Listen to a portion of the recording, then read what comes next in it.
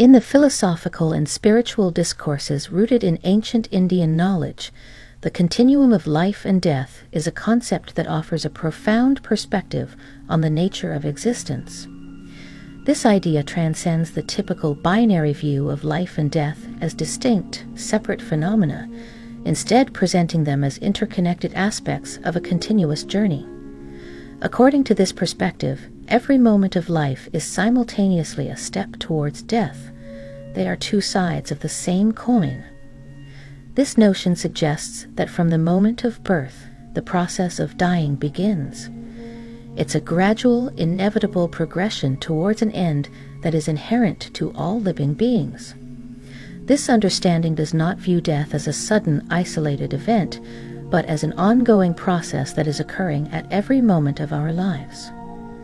Embracing this concept alters the perception of life and death from being opposing forces to being part of a singular natural process.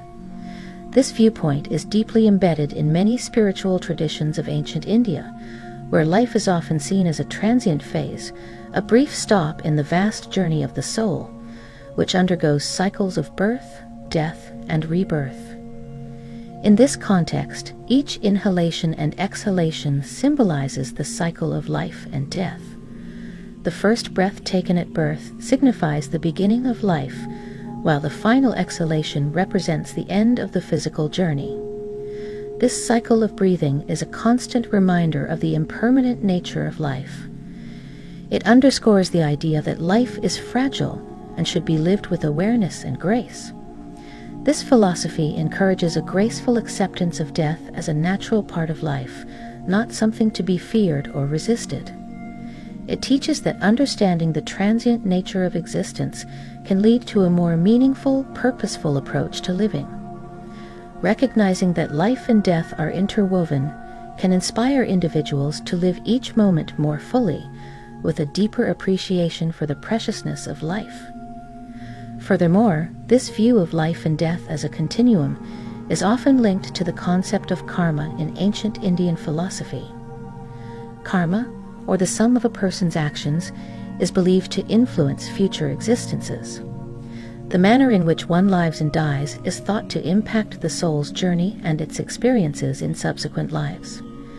In essence, the continuum of life and death in ancient Indian thought is a profound reflection on existence. It suggests a deeper understanding of life, not as a series of random events, but as a purposeful journey marked by growth, change, and eventual return to the cosmic source. This perspective encourages an embrace of life in all its facets, with an acceptance of death as a natural, integral part of the grand cycle of existence. The role of intellect in understanding life and death. In the vast expanse of ancient Indian philosophy and spirituality, the role of intellect in understanding life and death is a subject of deep contemplation and insight. This concept, rooted in the ancient knowledge of India, explores how the human intellect engages with and perceives the fundamental aspects of existence, particularly life and death. According to this perspective, the intellect is a powerful tool, but it also has its limitations, especially when it comes to comprehending the profound mysteries of life and death. In the realm of ancient Indian thought, intellect is often seen as a faculty that inherently seeks to categorize and differentiate. It operates by dividing and dissecting concepts in order to understand them. However, this approach, while useful in many areas of life, may fall short when applied to the more profound and interconnected aspects of existence, such as the relationship between life and death. The ancient wisdom of India suggests that life and death are not two separate entities, but are intrinsically linked parts of a singular process. However, the intellect, with its tendency to create dualities, often views life and death as distinct and opposing phenomena.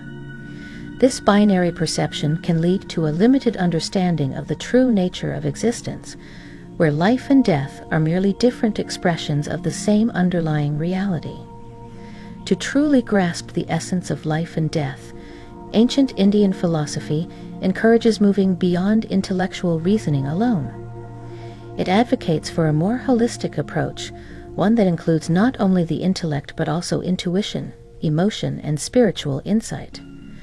This comprehensive approach allows for a deeper understanding of life and death, transcending the binary and limited perspective that intellect alone might provide. Moreover, this philosophy underscores the importance of experiential knowledge. It suggests that some truths about life and death cannot be fully comprehended through intellectual analysis alone, but must be experienced and felt at a deeper, more intrinsic level. This experiential understanding can lead to a more profound appreciation of the continuity and interconnectedness of life and death. In the ancient Indian context, the journey towards understanding life and death is often linked with spiritual practices and introspection. These practices are designed to quiet the mind and transcend the ordinary functioning of the intellect, opening the individual to deeper insights and realizations about the nature of existence. In conclusion, the role of intellect in understanding life and death, as viewed through the lens of ancient Indian wisdom, is both significant and limited. While intellect is an essential tool for navigating many aspects of life, when it comes to understanding the deeper truths about life and death, it is just one part of a broader spectrum of human faculties. To gain a more complete understanding, one must integrate intellectual knowledge with emotional, intuitive, and spiritual insights, thus embracing the full depth and complexity of these fundamental aspects of existence. The graceful conduct of life and death. In the philosophical and spiritual traditions of ancient India, there is a profound concept centered around the graceful conduct of life and death. This idea, deeply interwoven with the ancient knowledge and understanding of existence, emphasizes living life and facing death with grace, dignity, and awareness. The concept of graceful conduct in life and death stems from the understanding that life, with all its complexities, joys, and sorrows, is a transient journey towards an inevitable end. Ancient Indian philosophy teaches that the way one lives each moment and ultimately faces death is of paramount importance. This approach to life and death is not just about accepting their inevitability, but about embracing them with a sense of grace, understanding, and equanimity. Grace in living, according to this perspective, involves a conscious and mindful approach to each day. It's about recognizing the impermanence of life and appreciating the present moment without excessive attachment to the material world or fear of the unknown. Living gracefully means nurturing compassion, kindness, and a deep sense of connection with others and the world around us. It also involves cultivating inner peace and wisdom, understanding that life's challenges are opportunities for growth and transformation. Similarly, facing death with grace is a key aspect of this philosophy. It involves acknowledging death not as a fearful end, but as a natural, integral part of life's journey. Ancient Indian traditions teach that how one approaches death can profoundly impact one's spiritual journey, both in this life and beyond. Facing death with calm and accepting mind, free from fear and attachment, is seen as a final act of grace and wisdom. In yogic and spiritual practices, this graceful conduct is often linked with the concept of awareness and presence. Being fully present in each moment, whether in joy or in suffering, in life or in death, is a way to experience the full spectrum of existence without resistance. This presence allows individuals to navigate the complexities of life and the inevitability of death with a serene heart and a clear mind. Furthermore, graceful conduct of life and death is often tied to the concept of karma in ancient Indian philosophy. It suggests that living life with virtue, compassion, and mindfulness, and facing death with acceptance can possibly influence one journey, leading to spiritual evolution or rebirth. In essence, ancient Indian view of graceful conduct of life and death is holistic approach that encompasses physical, emotional, and spiritual well-being. It encourages daily life with the harmony of the deeper truths of existence and faith in the intellectual journey, the steps of understanding. This philosophy teaches to connect the truths of life and death with grace, thereby enriching the human experience, leading to spiritual growth and attainment. The fragility and impermanence of life. In the philosophical and spiritual history of ancient Indian culture, the concept of fragility and impermanence of life hold on to place. The ideas delivered in ancient knowledge are profound insight into human nature and transcendent existence. The notion of nature is a recurring theme in ancient Indian philosophy. In the life, society, and mercy is inherently and accessible change station. This represents not into a fear of accident, but instead of appreciating the present moment. It's not to the last life, it also needs to balance this and this ultimately started ailment. Ancient Indian absence through fashion movement of life. We think the physical world, including life, such as change and pain. This current is inspired to the real world. Season change, social and fall, activity of suicidal birth, decline, and death. The cells in the natural law of the universe. It's the natural trying to nature all this. Root to the Indian life. It's not the sphere, the world fully mentally. It's the intellectual moment, 5 feet and meaningful, and we go back to the giants of the world. I understand the relational love, influence on purpose, true lives, crossover, virtual development, evolution, loss, radiant actions. Moreover, where the life to the end, some nature, spiritual creation, water, in soft, knowledge, training, early, set tools and standard itself, as in the world. This spiritual that created nature, is not teaching nature, world life. The way nature is the knowledge of life and learning, spiritual beings, and from tricks exist. These same tools solve the same needs, that first makes it calm motor. Including not necessarily improve the life, nation, and healthy, but a powerful memory of nature. They create life with spiritual life, same tools have needs, food, to live in cycle and rebirth. Sometimes spiritual day, often considered by community, God, success, communication, and rebirth. This cycle of spiritual life, not on death, and rebirth, even though only part in cycle life, even in the tradition of special happening in life, after the in some births, sky and life, verse, and even new, so we have to spread back, and so virtual life. So all vision, this is action, build shift, create teaching cost, and death, rebirth, push roll, then push life, after before, and each lifestyle, all future events. I don't time emotions, leader, creation, turf. This over death, rebirth, minister, is really for this killer meaning. Carbon being fast, I want to save on time death, and the other, all the turning your best. That is zero awareness, peace, and action, so to favor, where they have a nation, so they less substance, and rebirth, the next time, must be sovereign, move around, less. It's chances of wealth, working sovereign best, choose mother, liberation, slow start, soft is made for good, inside the exercise, and all in the age of on English to come and rebirth. If I got out of the from moody, all the gender, each of us, same to the rebirth, block from that concern, the law of evolution. It's not really weird, in the plan, over, first, and that's it, it's all, everybody, she has over, the social vision, so that's rebirth, I am trying to talk about spiritual life,